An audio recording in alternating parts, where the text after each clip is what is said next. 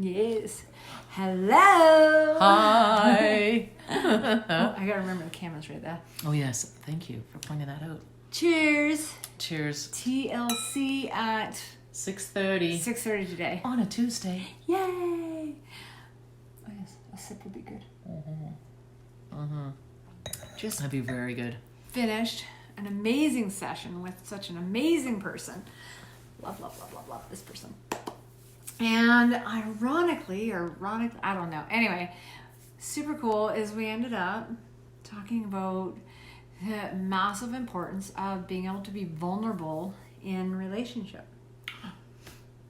Well, isn't that apropos? Just throwing all kinds of crazy words out now.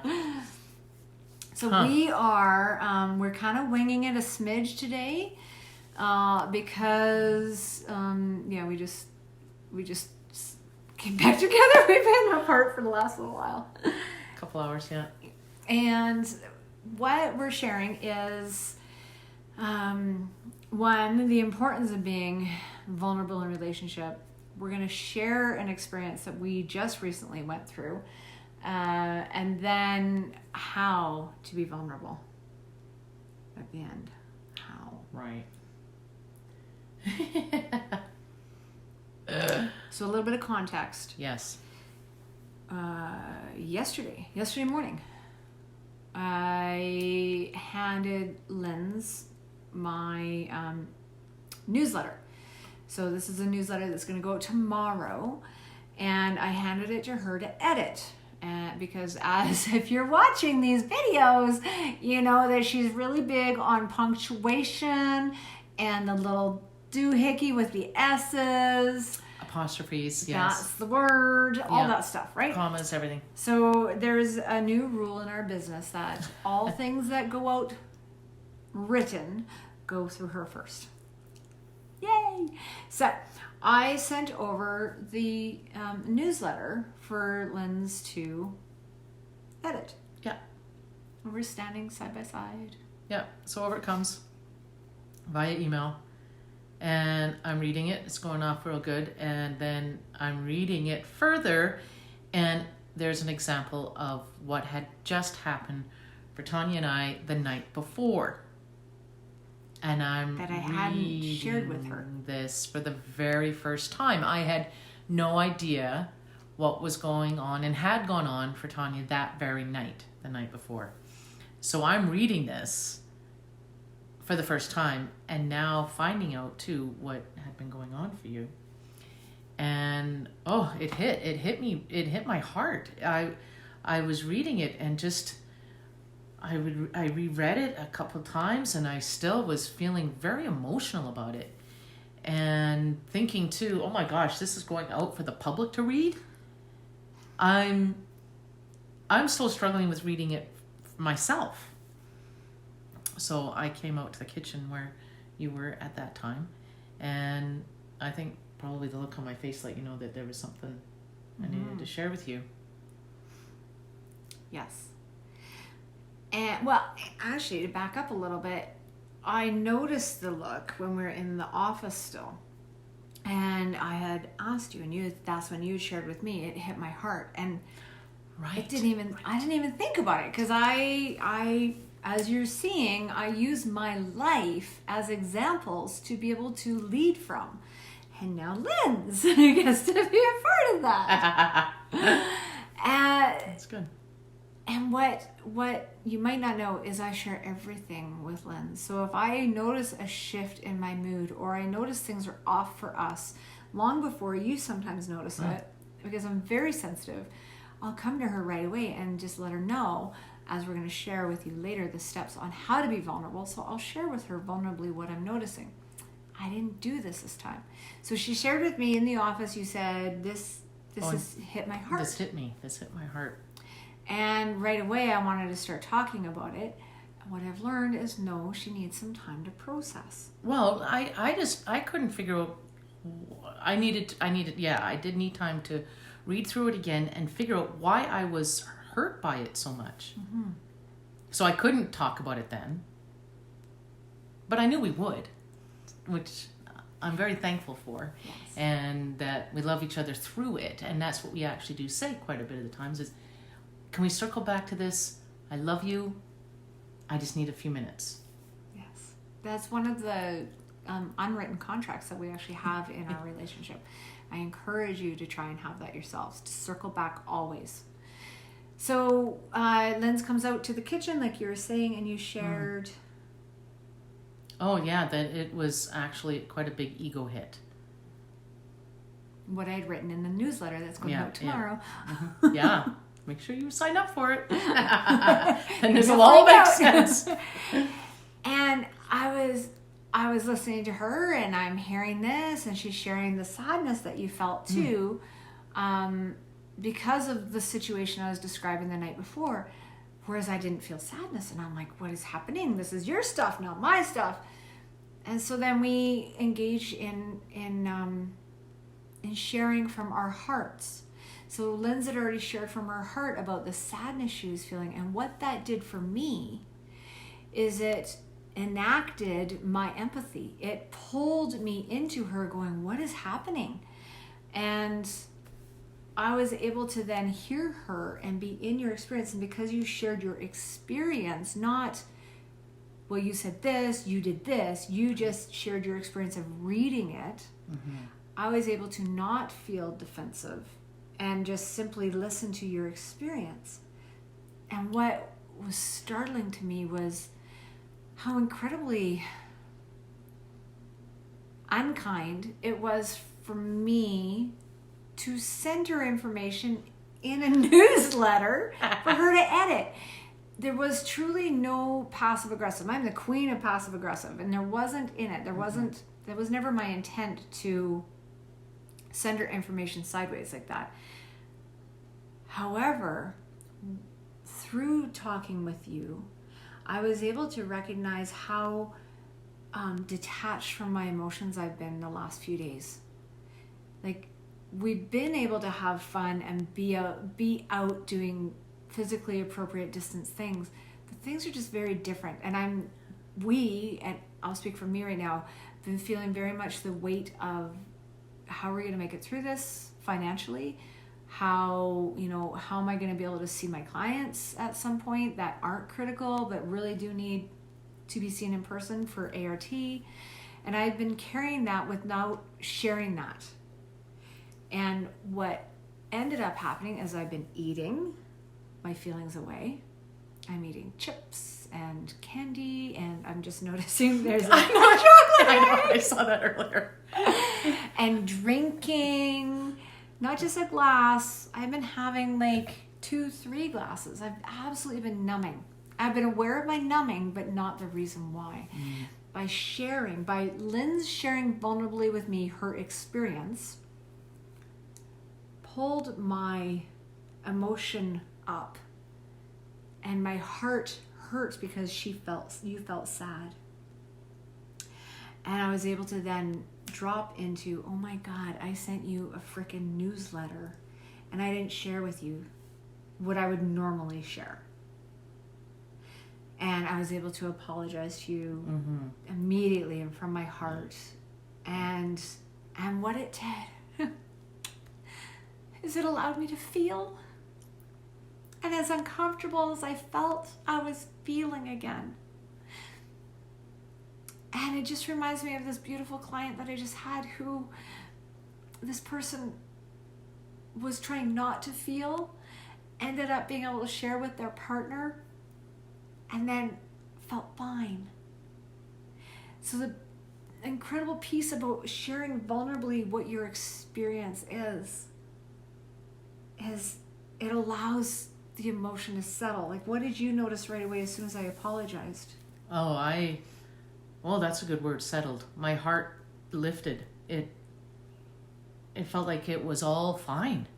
Everything was good. I felt light and brighter, much brighter, and my love for you just keeps leveling up. And it was an amazing experience, actually, because it felt really heavy and kind of gloomy almost. And then when you apologized, and I felt the sincerity, I know you were, and all of it just washed away. Uh, and though to have had that experience was kind of trippy, really. Well, and because what you got to do a little bit of was fall into your old pattern. So what we often do is when we don't share vulnerably our upset that's going on, or our experience, our sadness or frustration, or like ego hit, if we don't share that right away, we end up acting differently. And that's when you came into the kitchen before you circled back, was just like trying to help out. Right. Oh yeah, thank you for reminding me. That's right. And I was trying to kind of dodge it in a way and think, oh, it's okay, everything's fine. But it was still sitting there. And then I was reflecting on times that I've done that in the past, and that stuff's still sitting there. Way further back, but it's still there. It's really interesting. But this one got cleared out and cleaned up right away. So that's the importance of sharing vulnerably, is if you don't, you'll act different. Like I would have been the queen of a passive aggressive, like, I'm fine. And there would have been a wallop. And she would have told everybody, you're not fine. Right? Yeah. And for Lynn's, just to, like, everything's good, look over here, all How good. can I help? What can I do? Yeah. And we notice that, like when it's not a genuine help, when it's, a way to cover an upset, the other person feels it. So anything else to add before we jump into how? No, I think how is good. This is a good time. Okay. So how you actually share vulnerably, because I can get that some of you might be like, oh, that's fine for you two. Y'all are newlyweds. You're women. Doesn't really matter. How is a matter of choosing to put the relationship first, choosing to step into discomfort in order to move through it, instead of what we usually do is sweep it under the carpet, and it gets bigger and bigger and bigger, and the little moments get bigger and bigger, and all of a sudden we are feeling distant from each other when we don't acknowledge what's going on. So to share vulnerably is to, one, recognize that something's going on, right? And two is to let the other person know that you're about to share. So let them know, hey, I have something to share with you. Is now a good time? I would like for you just to be a listener. There's nothing for you to fix. And then the one thing that we've really discovered works so well, I don't have this figured out, and I don't even necessarily know how to say it. I'm just going to start talking. Yeah. Because that's given you both of us a lot of permission to then muddle through how to describe what's going on for us. So that's the first thing. Set your person, your audience up to know what's expected of them. Because you don't want to be fixed there. You don't want to problem solve. When we're sharing vulnerably, we just want an active listener. So let them know, I have something to share with you. I don't have this all figured out. Could you please just listen for a moment? And then hopefully they say yes. And if they don't, circle back to it. And then share what your experience is. So you don't share the content of the upset. So had Lynn's come out to the kitchen and said to me, yeah, well, when you sent that email, the newsletter, and the newsletter says about your experience the night before, well, that's not what I remember the night before. That wasn't my experience. And then you start he said, she said sort of thing, or she said, she said. Stay out of the content, speak about your experience, because that's what you did. You shared with me. When I read that, my heart got hit, and I felt really sad. I felt sad that was your experience the night before, and that's not okay for me. And as soon as you said that, my guard was down, and I'm like, and then I'm open to listen. And that allowed me to drop into like, oh my God, I messed up here. I owe an apology. So one of the prompts to be able to share from your experience is to share I feel. Now, not ever I feel like or I feel that. If you ever hear that or like following feel, you're not talking about a feeling. You're now describing an experience, usually from a passive aggressive way. So set your listener up to be able to hear you, and then share from your experience. And what you will most likely receive is somebody actually leaning in. I think you were saying, like we were just talking about this, we'll try and do a demo of what the two are, talking from experience and talking from content. Yes. And that'll make a lot more sense. Yeah, maybe later this week. Yeah. Do you mean? Yeah. Well, whenever you're going to ask me to. So I hope this lands for you. I hope this is helpful. We are so here to support you in trying something new. Know that you're human, and the biggest kudos to any of you that are like, well, I want that. I'd like to experience that. And know it's so normal that if you're, wanting it and then going, yeah, but they're not going to be into it. Well, you don't get to control them, but you can decide to step in and be fully in your relationship. Because you better believe there's times where I don't feel like being fully in, like in the newsletter. You'll hear about that time. And actually in the newsletter, we talk about what to do when you're like all grumpy and looking at them and blaming them. And if they would just do this, then I would feel better. That's what the newsletter tomorrow is all about. Yeah. That's a good one. Mm-hmm. You want to tell them how we get it? Oh, yeah. Head over to the website, tanyacraig.com, and click on is it Contact Us? Okay, there's two things. One is, we just had this discussion. We're going to put the link in the comments below. Yes. For your direct opt-in to the newsletter. It's once a week. It's relationship toolbox building. And there's always steps. So there's going to be a little story and context, and then there's action steps for you. The other option, if you go to the homepage, is there's a validation training. Yeah, that's a good one too. Nice one, Deb, on what you wrote. You will receive the coronavirus if someone leans in. So that's right. You still have to be the 2 meters distance when you lean in. That's very clever. That was cute. Don't lean too close.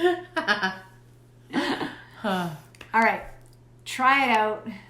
Know that you're just being human, and it definitely works.